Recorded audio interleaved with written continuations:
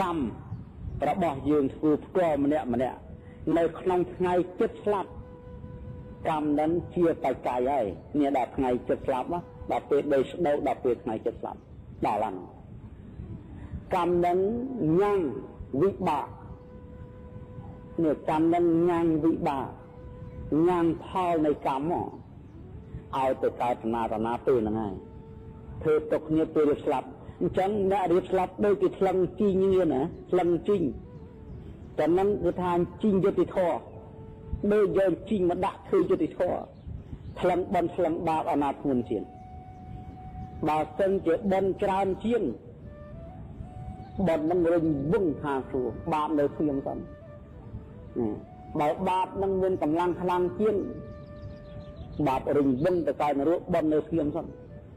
ដល់ទៅកើតនរកអស់កម្លាំងបាបបន់គេមានកម្លាំងផ្លន់គេឆក់យកយន្តវឹងទៅកើតតាមសួរវិញ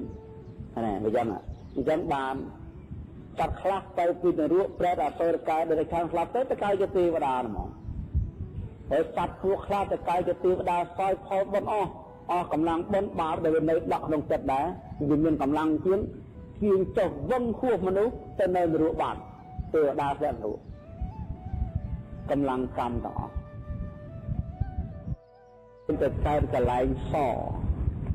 អ្នកធ្វើកម្មខ្មៅរំលែកបានផលខ្មៅអ្នកធ្វើកម្មសខ្លះខ្មៅខ្លះរំលែកបានផលខ្មៅខ្លះសខ្លះអ្នកមានកម្មសនឹងខ្មៅលះបង់ឲ្យប្រេតនិព្វាននេះប្រេតនិព្វានកម្មខ្មៅអកុសលទាំង